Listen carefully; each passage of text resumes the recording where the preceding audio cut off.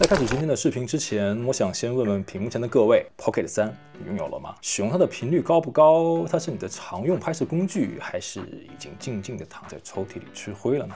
那2年了，這台 Pocket 3陪我去過不少地方，也拍了很多的素材。那在這個時間點 ，Pocket 3還值得入手嗎 ？Hello， 各位，好久不见，我是力。今天這期視頻，我想把這2年內使用 Pocket 3的感受分享出來，供屏幕前的你們作為參考。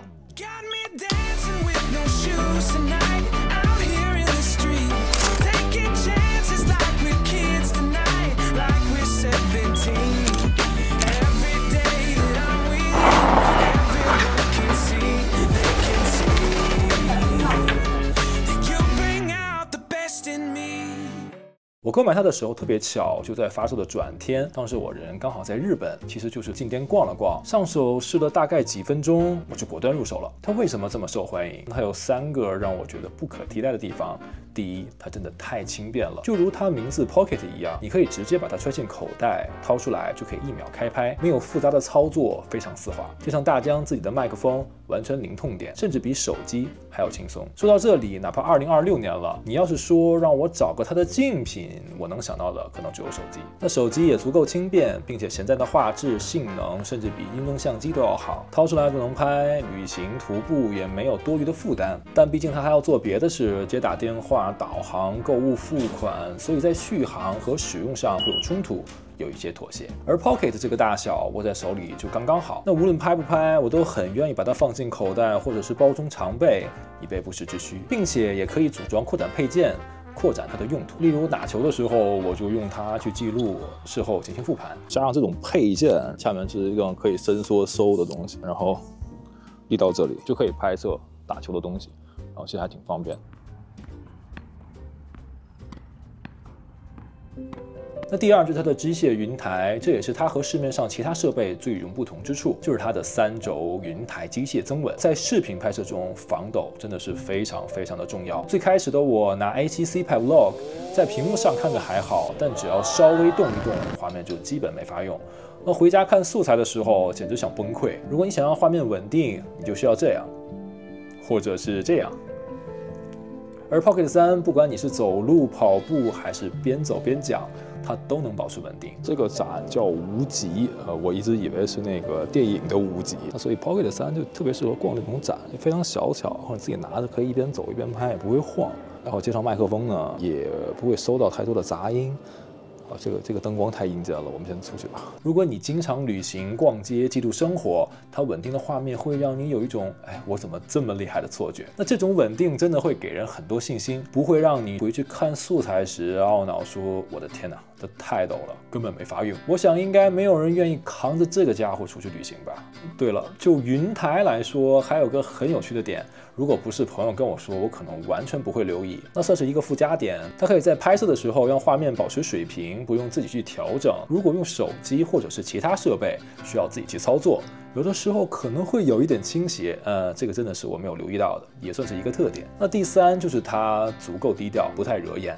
你拿在手上拍，路人不會特別注意到你，完全沒有那種舉着相機像是炮筒對着人的那種侵略感。在日常拍攝記錄的時候，會更自在，也會更真實。特別像我這種比較社恐的人，有的時候想做一個隱形人，偷偷的拍呢，這就非常好用。那它還有一個特別的功能，算是一個加分項。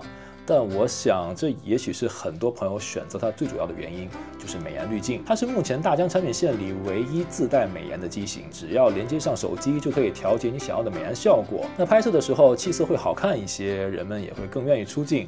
這點其實還挺實用的，畢竟誰不想在熒幕面前看起來狀態更好呢？那當然，沒有產品是完美的。Pocket 3雖然用起來很順手，但在使用過程中也確實會有一些遺憾的地方。那首先，它只有一顆等效20毫米的廣角鏡頭，如果你想拍遠一點的細節或者來個特寫，就有點費勁了。要麼你就湊得非常的近，要麼只能靠後期裁切，畫面難免會有下降。所以單使用它來創作，難免在畫面上會有些單一。即便後期經過軟件更新，具備了一個2倍的焦段，但還是有點差強人意。所以說，它真的就是拿來自拍、記錄環境，那邊走邊拍的場景，拍 Vlog 簡直無敌。但如果你需要豐富的焦段，拍特写，這種其實並不是它的長項。那在3代上，豎拍是一個裁切後的3K，並不能全開，所以也算是一個小小的遺憾。我預計 Pocket 4上可能會改為1.1英寸的傳感器，那樣的話，豎拍應該就是全尺寸的了。就跟现在的 Action 6一樣。还有就是 D-Log 模式，在 Pocket 3上大疆給了 D-Log 曲線，可以在後期有更多的調色空間。那我一開始也有用這個模式，但是調色並不是我的強項，雖然可以保留更多的細節，但調到後面總會有點怪怪的，不太容易掌握。那這一代的機內並沒有給 LUT 監看，那基本上就是把準備好的濾鏡提前導入機器內呢。拍攝的時候就是所見即所得，而不是拍這種灰片，那後期再去進行調色。那不過手機 Ape 也給了一鍵還原的 LUT，可以簡單的上手。但那樣為什麼不直接直出呢？所以最近我一直在用這個直出模式，基本上放棄了 D-Log，可以解放很多後期的時間。那 Pocket 3也是可以拍延时攝影的，很輕便也很好操作。但是拍延时的時候就是直出模式，並沒有 D-Log。如果你平时喜歡用 D-Log 模式，又想去拍延時的話，那後期需要調一調色，統一一下色調。那可以說夜景是一台相機的試金石。Pocket 3的 CMOS 是1英寸的底，因為尺寸上的限制，它在暗光環境下的成像能力不足，尤其在夜景或者光線較差的室內，畫面會產生難以避免的噪點，細節表現也會大打折扣。雖然靠機械雲台防抖，畫面確實比很多手機直拍要更穩定、更乾淨，不會那麼容易出現動態模糊。但如果你對畫面有一定要求，尤其是在弱光環境下，它的夜景表現可能會讓你有些失望。哇！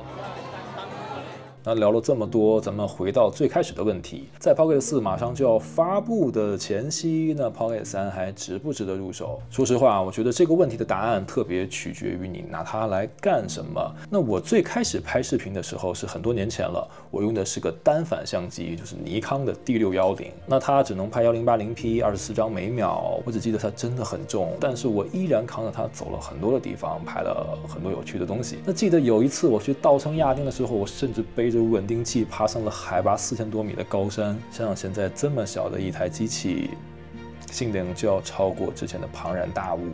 那我要說的是，設備其實只是創作的工具，無論你使用哪一種，都不會影響你去拍攝美麗的畫面和有趣的故事。那適合當下的自己才是最重要的選擇。那如果你喜歡一些戶外和運動項目，恐怕運動相機會更加合適。那 Pocket 3更像是一個主動創作的一台機器，因為它具備雲台，你可以進行簡單的推拉搖移，去創作你想要的畫面。那它最不可替代的就是那種無感的陪伴，你不會因為它而糾結今天我要不要帶相機出門。因為它就在你的兜裡，你想要拍的時候舉起來就行。畫面的穩定和好看，它都可以替你搞定。這種省心和可靠，對於記錄生活本身來說，就具備很多價值。這才是設備升級的某種意義，讓你的操作更加簡便。對於絕大部分用戶，我認為是第一需求。那如果 Pocket 4上市了，這對 Pocket 3反而來說是個機會。它的價格從之前的3599變成了2799。那我想4代出來之後，肯定價格甚至還會更高。那它的那些功能升級是你需要的嗎？如果答案不是那麼肯定，那用更少的錢買一台便攜、穩定、好用的 Pocket 3，何樂而不為呢？那說到底，它可能永遠不會成為你手中唯一那台拍攝工具，但它極有可能是你用的最多、最順手，也最願意帶出門的那台記錄的夥伴。那很多靈光一閃的瞬間，正因為有它在口袋裡，才沒有被錯過。這是我購買的，應該算是第5台拍攝的設備，但它真的是我用的最多的一台設備。那以上就是我使用 Pocket 3的真實感受了。如果這期視頻對你有所幫助，希望你可以一鍵3連。那我們下期再見。